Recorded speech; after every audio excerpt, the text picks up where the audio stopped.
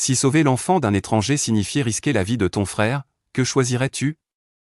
Et si tu n'avais que 90 secondes, Byron Thatcher, un adolescent noir pauvre travaillant à 2 emplois pour subvenir aux besoins de son frère malade, a dû faire ce choix un jeudi après-midi à l'aéroport OR, Terminal 3, 14h30.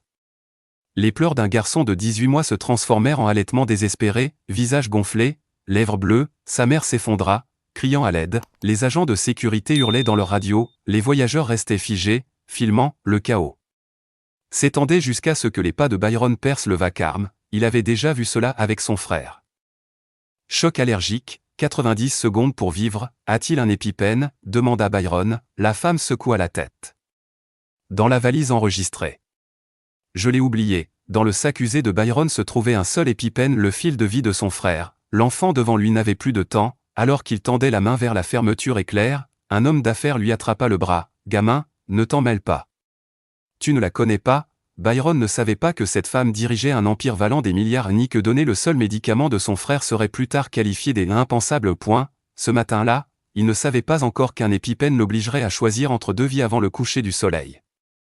4h45, Southside Chicago, Byron éteignit son réveil avant qu'il ne réveille sa mère ou son frère, le studio était silencieux, sauf pour le bourdonnement du nébuliseur de Silu, la bande-son de leur vie. Sa mère, Lorraine, 42 ans, dormait non loin, vieillie de 20 ans à force de nettoyer les couloirs d'hôpital. Silu, 9 ans, reposait dans un coin, à côté de 3 flacons, 2 pour l'asthme, 1 pour les allergies. Byron vérifia la kitchenette, une demi-boîte de flocons d'avoine, du café instantané, quelques conserves, les courses étaient serrées.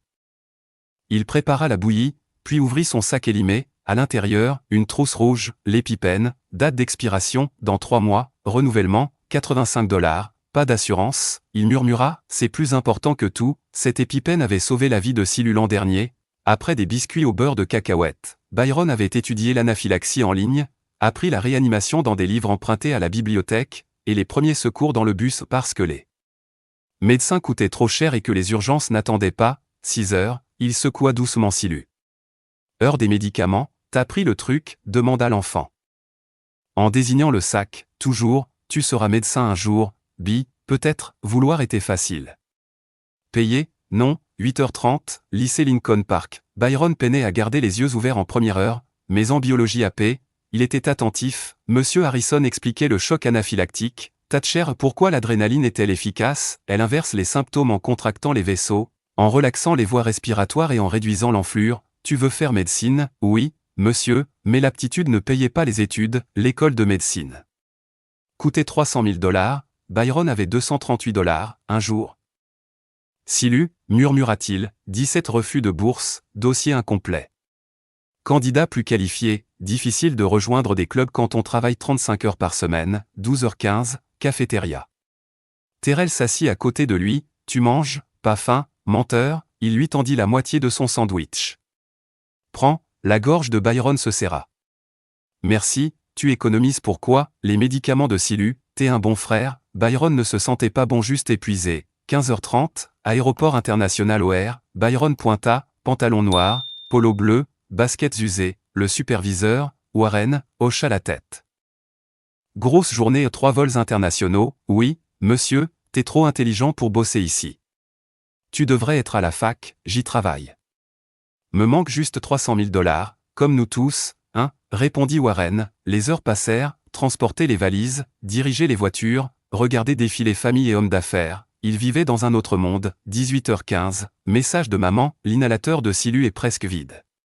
Tu peux prendre une recharge, $35, portefeuille, $18, déjeuner sauté, encore, il avait prévu un sandwich à $5, plus maintenant, il se dirigea vers la salle de repos, prêt à boire de l'eau et ignorer la faim. Puis vint un cri du coin restauration, désespéré.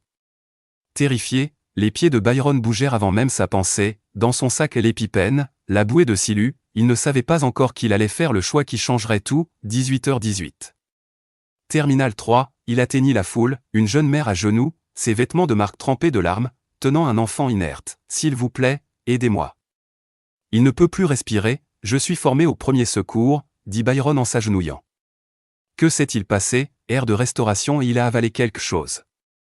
Allergie sévère, il a un épipène, elle secoua la tête. Dans la valise enregistrée.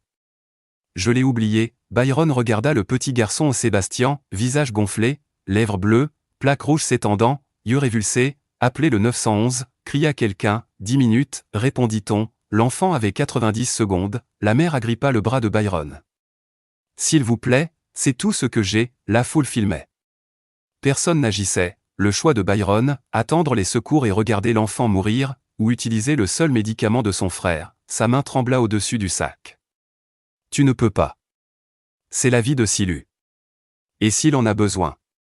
Tu ne pourras pas en racheter, mais une autre voie. Cet enfant meurt maintenant, puis Byron remarqua quelque chose, la mallette de la mère, initiale dorée, V. Ashford, mais elle avait dit s'appeler Vivian Harrington. Il le nota dans un coin de sa tête. La respiration du garçon s'arrêta. Son corps devint mou. Byron agit. Il sortit la trousse rouge de son sac. J'ai un épipène. Même médicament. Puis-je l'utiliser? Oui, s'il vous plaît. Il appuya la pointe contre la cuisse du garçon. Ça va faire mal, mais ça va lui sauver la vie. Silu, je suis désolé, murmura-t-il en appuyant. Clic, un Mississippi. 2. 3. Il retira le stylo, massa la zone, souleva les jambes du petit. 5 secondes. 10, 20, l'enfant inspira soudain, l'air entra, ses yeux s'ouvrirent, il cria, fort et rauque. Parfait, la mère s'effondra, sanglotant, mon Dieu, merci. Byron s'assit, les mains tremblantes. Son sac lui semblait vide, la sécurité de son frère donnée à un inconnu. Les agents de sécurité arrivèrent en courant. Qui a injecté? Moi. Tu es formé, autodidacte. Mon frère est allergique, tu viens de sauver la vie de ce garçon. La mère leva les yeux vers lui. Comment tu t'appelles? Byron. Byron Thatcher. Byron, répéta TL doucement. Je ne t'oublierai jamais. Tu as sauvé mon fils. Byron hocha la tête, il doit aller à l'hôpital. L'épinéphrine agit 15 minutes et il faut surveiller les réactions secondaires. La femme cligna des yeux. Tu sais ça, j'ai beaucoup lu. Les sirènes approchaient. Byron se releva, les jambes molles, tandis que la foule regardait. Certains applaudissaient, d'autres pleuraient. Il observa le stylo vide. 85 $. 3 mois de déjeuner sauté. La sécurité de son frère perdue, mais le garçon respirait. Vivant, les ambulanciers arrivèrent. Qui a administré l'épinéphrine? Moi, répondit Byron. Quand? Il y a 2 minutes. 3 mg. Intramusculaire, cuisse externe. L'un d'eux hocha la tête, impressionné. Parfait. Tu lui as sauvé la vie. Ils chargèrent le garçon sur la civière. Sa mère monta, croisant le regard de Byron avant que les portes ne se referment. Elle murmura, merci. Les sirènes s'éloignèrent. La foule se dispersa. Byron resta seul. Son sac pendait lourdement à l'intérieur, des cahiers, un manuel, et une trousse rouge vide, plus d'épipènes. Plus de filets de sécurité. Il sortit son téléphone, pensa écrire « J'ai donné l'épipène de Silu pour sauver un inconnu. Espérons qu'il n'en ait pas besoin avant 3 mois, puis il rangea l'appareil. Le choix était fait. Bon ou mauvais, c'était fait, il pria pour que Silu reste sain et sauf. Byron marcha vers les vestiaires, s'arrêtant là où le petit avait failli mourir. Un jus renversé, une peluche tombée, des traces de chaos. Il comprit, il avait choisi de sauver une vie plutôt que de protéger la sienne, peut-être imprudent, peut-être héroïque, peut-être simplement humain. Il déposa la peluche sur une table et s'éloigna, ignorant qu'en 48 heures, sa vie changerait à jamais. Que la femme n'était pas seulement une mère reconnaissante, et que la mallette marquée V. Ashford appartenait à l'une des personnes les plus puissantes de Chicago. Son épipène vide était le début de quelque chose de bien plus grand. Pour l'instant, Byron se sentait seulement fatigué, effrayé, et étrangement fier d'avoir fait ce qu'il fallait, même si cela devait tout lui coûter. Le garçon était vivant, mais son soulagement ne dura que 30 secondes jusqu'à ce qu'il regarde dans son sac et réalise ce qu'il avait fait. Terminal 3, aire de restauration. 18h19. Byron était à genoux près de Sébastien, attendant, priant. L'épipène avait été injecté et le médicament faisait effet. Commence alors l'attente terrifiante. 30 secondes, la respiration sifflante diminua. 60, les lèvres rosirent. 90, un cri. Vivant, la poitrine de Sébastien se souleva. Un autre souffle. La couleur revint. Les plaques s'estompèrent. Puis il hurla fort, terrifié. Magnifique. Hurler signifiait respirer. Respirer signifiait vivre. Vivien s'effondra, sanglotant. Mon Dieu, Sébastien, tu vas bien? La foule éclata à applaudissements. Téléphone levé. Byron s'assit en arrière, tremblant, le cœur battant à tout rompre. Ses larmes se mêlèrent à l'air de l'aéroport. La fierté finit par noyer la peur. Un agent de sécurité arriva. les ambulanciers seront là dans 2 minutes. Qui a injecté? Moi. Formation médicale? Non, monsieur. Autodidacte. Mon frère est allergique. Je me suis entraîné sur des oranges. L'agent cligna des yeux. Sur des oranges, un livre de la bibliothèque disait que la résistance était la même que celle de la peau. L'agent sourit, lui tapota l'épaule. Injection parfaite. Timing parfait. Vivien leva les yeux, le mascara coulant, les yeux gonflés mais souriants. Comment tu t'appelles? Byron. Byron Thatcher. Quel âge as-tu? 18 ans. Tu viens de sauver la vie de mon fils. Elle lui serra la main. Je passerai le reste de ma vie à te remercier. Byron rougit. J'ai juste fait ce que n'importe qui aurait fait. Non, dit-elle vivement. Personne d'autre n'a rien fait. Toi, si. Il regarda autour de lui, des dizaines d'adultes, figés, regardant un enfant mourir. Un simple employé du parking avait agi. Les sirènes se rapprochaient. Il a d'autres allergies? Demanda Byron pour les ambulanciers. Fruits à coque, crustacés, piqûres d'abeilles. Ils vont lui donner de l'oxygène, poser une perfusion, le surveiller 12 heures. Risque de réaction biphasique? Elle le fixa. Comment tu sais ça? Mon frère aussi. On ne peut pas se permettre de ne pas savoir. 2 ambulanciers arrivèrent. Anaphylaxie pédiatrique? Byron fit signe. Ils vérifièrent les constantes. Qui a administré l'épinéphrine? Moi. Il y a environ 3 minutes. 3 mg, intramusculaire, cuisse droite, formation, non. Autodidacte, tu as fait ça parfaitement, dit l'un. Si tu avais attendu, le résultat aurait été tout autre. Ils se tournèrent vers Vivien. Nous l'emmenons à Northwestern Memorial. Vous pouvez monter avec nous. Pendant qu'ils installaient Sébastien, un ambulancier demanda. Ton nom? Byron Thatcher. Je suis Russell Peton, 15 ans de métier. Ce que tu as fait, c'est l'une des meilleures interventions que j'ai vues. Tu as déjà pensé à la médecine d'urgence? J'aimerais. L'école de médecine coûte cher, commence par une formation EMT. C'est le pied dans la porte. Il tendit une carte, service des pompiers de Chicago. On a besoin de gens comme toi. Byron la glissa dans sa poche. Merci, Vivien, montant dans l'ambulance, sortit une carte à son tour. S'il te plaît, appelle-moi. Je veux te remercier comme il faut. Il jeta un coup d'œil Vivien Harrington, contact personnel. Il l'arrangea. Ce n'est pas nécessaire, si. Je t'en prie.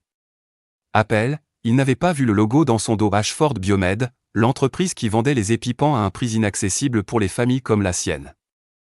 La foule s'était dissipée. Byron se retrouva seul. Son sac à dos lui sembla étrange. Vide, l'étui rouge disparut, la protection de son frère perdu, la peur remplaça l'adrénaline. Gamin, Warren Caldwell se tenait non loin. J'ai utilisé l'épipène de mon frère, dit Byron. Je sais, je n'en ai plus. On ne peut pas se le permettre. Et si Silu? Sa voix se brisa. Warren posa une main sur son épaule. Tu as sauvé la vie de ce garçon. Silu est en sécurité à la maison. Lui ne l'était pas. Tu as fait ce qu'il fallait, ça ne semble pas juste, c'est comme ça qu'on sait que. Ça compte. Byron hocha la tête, respirant avec difficulté. Rentre chez toi, dit Warren. Prends ta soirée. Sois fier, Byron se changea. La carte de visite reposait dans sa poche. Il la regarda, juste un nom et un numéro, il faillit la jeter. Puis la garda, dehors, l'air frais le frappa. 3 messages de sa mère. Comment s'est passée la journée? Silu s'ennuie de toi. Je t'aime. Il tapa. Moi aussi je t'aime. Je rentre bientôt. Il ne tapa pas. J'ai donné l'épipène de Silu aujourd'hui. J'espère qu'il n'en aura pas besoin. Dans le bus, les lumières de la ville défilaient, se brouillaient, et il se répétait comme une prière. J'ai sauvé une vie aujourd'hui. J'ai sauvé une vie aujourd'hui, parce que si ce n'était pas le bon choix. Alors qu'est-ce qu'il était? Byron Thatcher, 18 ans, voiturier, héros, assis seul, il se demandait s'il venait de commettre la plus grande erreur de sa vie ou la décision la plus importante qu'il ait jamais prise. Byron avait refusé $10 000. Ce refus allait changer sa vie bien plus que s'il avait accepté. Vendredi matin, 3 jours plus tard, son téléphone sonna. Numéro inconnu. Allô, Byron? Ici Vivien Harrington, la mère de Sébastien. Son estomac se noie. Comment va Sébastien? Parfait grâce à toi. Les médecins ont dit qu'à 60 secondes près. L'issue aurait été différente. J'aimerais te rencontrer. Es-tu libre cet après-midi? Cours jusqu'à 14 heures. Travaille jusqu'à 22 heures. Pause à 18 heures. 30 minutes, même terminal, air de restauration, 18h elle raccrocha, Vivien était déjà là, 2 cafés, tenue professionnelle, merci d'être venu. Elle poussa un gobelet vers lui. Noir, parfait, elle sortit une enveloppe, je veux te donner quelque chose, ce n'est pas nécessaire, s'il te plaît, ouvre, à l'intérieur un chèque de $10 000, Byron se figea. 1 an de loyer. 2 ans de médicaments pour Silu. Les frais de scolarité. Un souffle d'air. Il repoussa le chèque, je ne peux pas. Je n'ai pas sauvé Sébastien pour une récompense, un éclat de respect traversa ses yeux, la plupart des gens auraient accepté, je ne suis pas la plupart des gens, non, tu ne le es pas, elle l'observa, pourquoi n'as-tu pas hésité? Tout le monde a figé, toi, tu as couru vers lui, parce que j'ai vu ce qui arrive quand personne n'aide, quand Silu s'est effondré une fois, personne n'a bougé, seul le concierge a appelé le 911, je me suis juré de ne plus jamais rester immobile, la voix de Vivien s'adoucit, tu m'as rappelé quelque chose. J'ai perdu un patient autrefois le même âge que Sébastien parce que sa mère ne pouvait pas se payer l'injection. J'étais encore interne, tu as fait ce que je n'ai pas pu faire. Je suis désolé, ne le sois pas. Tu es la raison pour laquelle je fais ce que je fais, elle lui tendit une autre carte Ashford Biomedical Group, PNC, vous êtes PDG, oui. Et j'aimerais qu'on garde contact. Pas pour te payer, mais parce que je crois que tu feras des choses extraordinaires. Il prit la carte, merci. Non, merci à toi de m'avoir rappelé pourquoi j'ai fondé cette entreprise. Ils terminèrent leur café, parlèrent de Silu, de Sébastien, de la vie. Au moment de se quitter, Vivien le serra dans ses bras. Appelle-moi si tu as besoin de quoi que ce soit. Je le pense vraiment. Byron repartit, la carte lourde dans sa poche. Il avait sauvé le fils d'une milliardaire et refusé $10 000, sa mère le prendrait pour un fou. Terrell aussi, mais pour une fois, il avait choisi le principe plutôt que le désespoir. Vivien sortit à son tour, téléphone en main, ici Vivien Ashford, je veux un dossier Byron Thatcher, Lincoln Park High, bulletin, contact du conseiller, bourse, parce que je vais changer sa vie. Une semaine plus tard, Byron trouva un colis FedEx devant sa porte Ashford Biomed Group, à l'intérieur, 2 nouveaux épipens. Une note et un livre, cher Byron, ces épipens sont pour Silu. Garde-le en sécurité, Vivien H. La brochure montrait Vivien aux côtés du président, Ashford Biomed, revenus annuels 3,2 milliards de dollars, dans le livre, un mot, lis ceci. Il a changé ma vie. La tienne et la prochaine. V. Son téléphone vibra, Byron, c'est Vivien. Le colis est arrivé, oui. Merci, es-tu libre samedi, je travaille, prends ta journée. Viens déjeuner.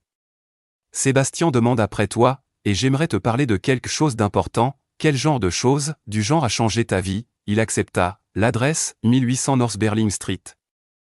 Lincoln Park, une demeure, samedi midi, Byron arriva à son jean le plus propre, son polo de travail, ses baskets usées, Vivien ouvrit la porte, en jean et pull, entre, le hall était plus grand que son appartement entier, Sébastien accourut et le serra dans ses bras, salut, mon grand.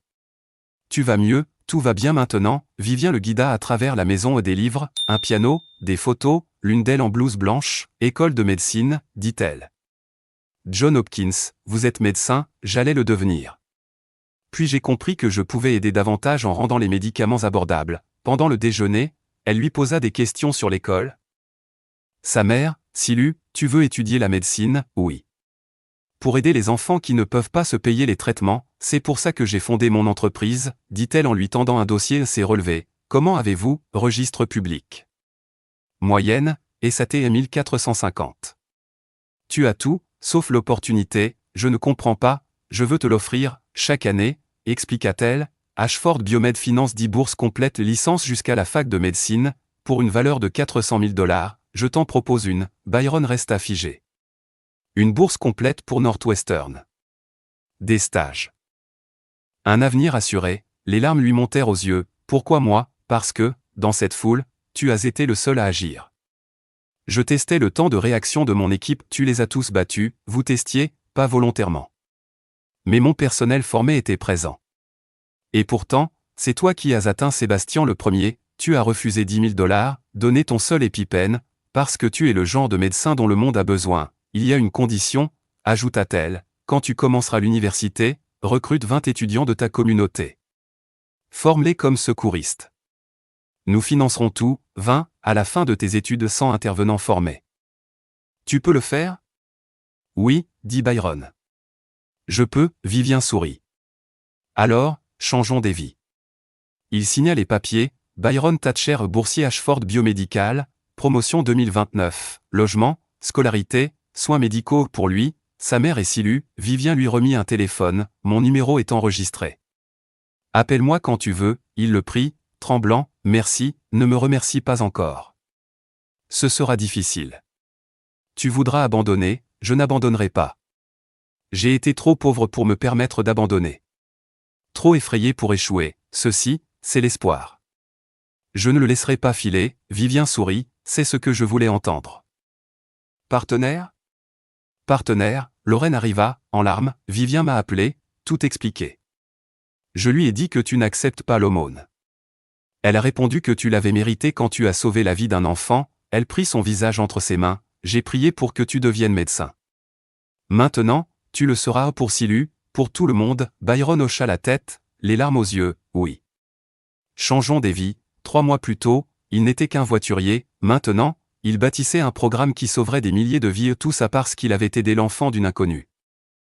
Une seule décision avait tout changé, une semaine plus tard, au siège d'Ashford Biomed, Byron traversa les couloirs de chrome et de verre. Byron Thatcher, oui, madame, 23 étages. Vivien l'accueillit tailleur impeccable, sourire chaleureux, bienvenue chez Ashford, elle lui montra le plan, près $1 million pour ses études, plus le financement de son programme First Response Fellow, 20 étudiants du Southside chaque année, formation complète de secouristes, tous frais payés, emploi garanti au Chicago Fire Department. Comment je les recrute, demanda Byron, raconte-leur ton histoire.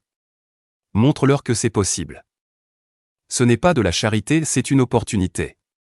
Elle le regarda droit dans les yeux, peux-tu les tenir à des standards élevés, même quand c'est difficile? Byron se redressa, je n'ai jamais eu le luxe d'abandonner, parfait, dit-elle en lui remettant un badge. Byron Thatcher est directeur du programme, First Response Fellow, ton programme. Ta vision. Ta communauté. Moi, je fournis les ressources, elle lui tendit une carte de crédit professionnel, dépenses du programme uniquement un repas, transport, fourniture. Pas d'usage personnel, Byron hocha la tête en la prenant avec soin, puis elle lui donna une enveloppe, à l'intérieur. Un chèque de $5 000 au nom de Lorraine Thatcher. Qu'est-ce que c'est? Ta mère fait des doubles quarts depuis trop longtemps. Elle ne devrait plus avoir à le faire, qu'elle se repose, passe du temps avec toi et Silu. Les yeux de Byron se remplirent de larmes, vous n'étiez pas obligé, j'en avais envie, dit doucement Vivien, elle a élevé un fils exceptionnel. Elle mérite aussi d'être soutenue, tu as sauvé mon fils, Byron, tu m'as rappelé pourquoi je fais tout cela, ce n'est pas de la charité. C'est un partenariat, elle posa une main sur son épaule, maintenant, vas-y, 20 étudiants à recruter, un programme à Lens.